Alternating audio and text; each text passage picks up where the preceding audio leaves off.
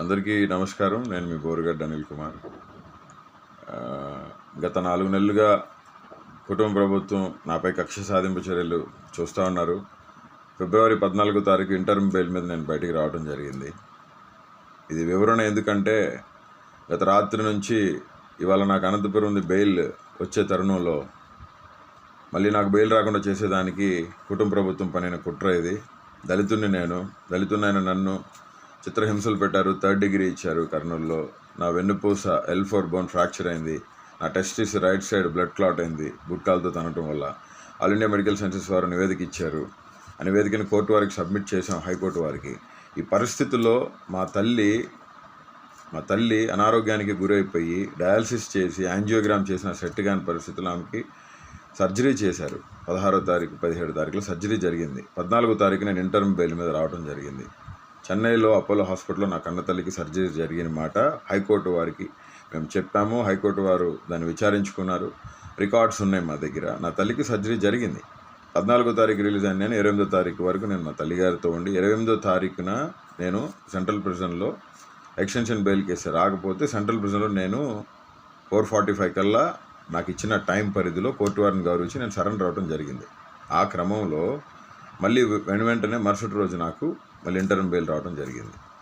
3వ తారీఖు నేను రిలీజ్ అయ్యాను. 1వ తారీఖు ఇంటర్మ్ బెయిల్ ఇస్తే నేను 3వ తారీఖు రిలీజ్ అయ్యాను. ఆదివారం కావడంతో అక్కడ స్టాఫ్ కొరత ప్లస్ షూరిటీస్ సరిపోలేదని చెప్పడంతో ఈ క్రమంలో నా తల్లిని నేను ఒక్కడనే కొడుకుని నేనే చూసుకోవాలండి. 5 చెల్లెలు ఉన్నారు. వాళ్ళంతా చదువుకున్నారు, పెళ్ళిళ్ళు చేసుకొని సెటిల్ అయ్యారు వాళ్ళు. ఇప్పుడు నా కన్న తల్లికి తండ్రి లేడు, చనిపోయారు. నా తండ్రి చనిపోయారు. ఈ పరిస్థితుల్లో ఇంటర్మ్ బెయిల్ రాకుండా చేసేదానికి శతవిధాల ప్రయత్నాలు చేశారు. కానీ హైకోర్టు మీద, ఉన్నతమైన న్యాయస్థానాల మీద నమ్మకం ఉంది మాకు. ఇప్పుడు కొత్తగా కావించింది ఏంటంటే నేను ఏదో ఫేక్ సర్టిఫికేట్ నేను అసలు ఫేక్ సర్టిఫికేట్ ఎలా పెడతానండి? నేను సెంట్రల్ ప్రిజన్లో ఉన్నాను, నేను జైల్లో ఉన్నాను. మెడికల్ సర్టిఫికేట్స్ మొత్తం మా వాళ్ళు అక్కడ సబ్మిట్ చేశారు కోర్టుకి. కోర్టు వారు దాన్ని చూసి నాకు ఇంటర్మ్ బెయిల్ ఇవ్వడం జరిగింది. మా కన్న తల్లి గారికి బైపాస్ సర్జరీ జరిగింది, ఓపెన్ హార్ట్ సర్జరీ జరిగింది. కాబట్టి మా కన్న తల్లి గారి దాని మీద నాకు ఇంటర్మ్ బెయిల్ వచ్చింది. కన్న తల్లిని చూసుకునేది నేను. కోర్టుని గౌరవించాను, అమితంగా గౌరవిస్తాం. ప్రాణం పోయినా వెనుతిరిగే ప్రసక్తి లేదు. కోర్టులకే, కోర్టు మాటలకే, కోర్టు న్యాయమూర్తుల మాటలకే కట్టుబడి ఉంటాం. బాబాసాహెబ్ అంబేద్కర్ వారసుడిగా, దళితుడిగా, నేను ఒక లా చేసిన స్టూడెంట్గా నేను మీకు అందరికీ విన్నవించుకుంటుంది ఒకటే, నన్ను ఇబ్బంది పెట్టి నాకు బెయిల్స్ రాకుండా నన్ను పర్మనెంట్గా జైల్లో ఉంచాలని చెప్పి కూటమి ప్రభుత్వం, నారా లోకేష్ గారు, పవన్ కళ్యాణ్ గారు, చంద్రబాబు నాయుడు గారు చేస్తూ ఉన్నారు.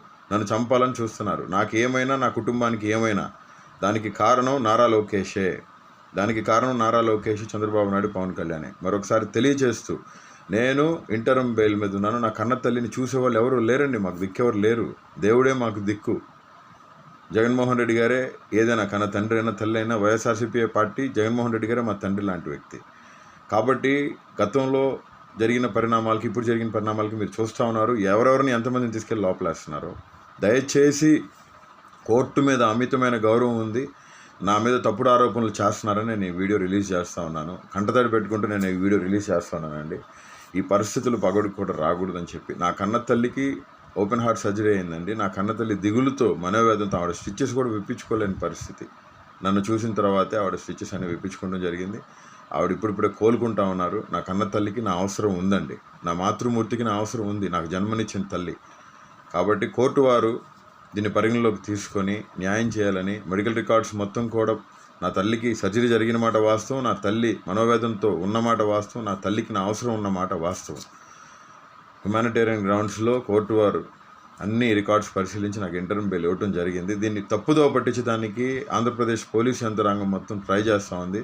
అనంతపురం సిఐ సాయినాథ్ గారు ఇదే పనిలో ఉన్నారు. చాలా ఇబ్బందులు పెట్టారు నన్ను, చాలా చిత్రహింసలకు గురి చేశారు ఆయన. బెయిల్ రాకుండా 311 సెక్షన్ నా మీద పెడతాం జరిగింది. 311 సెక్షన్ నాకు ఆప్ట్ అవుదండి. As per the given constitutional rule నాకు అసలు ఆప్ట్ అవునే అవుతుంది. దయతో కోర్టు వారు కూడా దీన్ని పరిగణలోకి తీసుకొని, నేను ఎటువంటి తప్పు చేయలేదండి. నేను ఎటువంటి తప్పు చేసినా కానీ మీరు ఏం చెప్తే నేను చేసేదానికి సిద్ధంగా ఉన్నానని చెప్పి తెలియచేస్తూ, నా తల్లి దగ్గర నేను ఉండటం జరిగింది. నా కన్న తల్లి చెన్నైలో నేను ఉండి మా అమ్మని చూసుకుంటూ ఉన్నాను. కాబట్టి ఈ పరిస్థితుల నుంచి మీరు దయచేసి అందరూ కూడా ఈ పరిస్థితులు ఎవరికి రాకూడదండి. నేను మనస్ఫూర్తిగా కోరుతున్న, పగలొక్కటి ఈ పరిస్థితులు రాకూడదని చెప్పి తెలియజేస్తూ, మా మీద, నా కుటుంబం మీద చంపాలనే ప్రయత్నాలు ఉన్నాయి. దానికి కారణం నారా లోకేష్, చంద్రబాబు నాయుడు గారు, పవన్ కళ్యాణ్ గారే, కుటుంబ ప్రభుత్వం. నాకేమన్నా అయినా నా బిడ్డలకి ఏమైనా, నా భార్యకి ఏమైనా, నా అమ్మ నా కన్నతల్లికి చెల్లెలకి ఏమైనా దానికి సంపూర్ణ జవాబుదారి కానీ దాని కారకులు కానీ చంద్రబాబు నాయుడు గారు, ఆయన కొడుకు నారా లోకేష్, రెడ్ బుక్ రాజ్యాంగం అధినేత ఆయన ప్లస్ పవన్ కళ్యాణ్ గారని మనస్ఫూర్తిగా తెలియజేస్తూ, కోర్టు ధిక్కరణ ఎప్పుడు బోరుగడ్డ అనిల్ కుమార్ చేయడండి. అవసరమైతే ప్రాణం వదిలేస్తాను. కోర్టు ధిక్కరణ చేసే వ్యక్తిని కాదు. నా మనుషులను కూడా టార్గెట్ చేసి నాకెవరూ సాయం చేయకుండా ఉండాలని చెప్పి వాళ్ళ ప్రయత్నం ఇది. దయతో కోర్టు వారు కూడా పరిశీలించి ఈ తప్పుడు ఆరోపణలన్నిటిని కూడా కొట్టివేయాలని చెప్పి, నా కన్నతల్లిని చూసుకునేదానికి అవకాశం కల్పించాలని చెప్పి మనస్ఫూర్తిగా కోరుకుంటూ నేను మీ బోరుగడ్డ అనిల్ కుమార్. Thank you.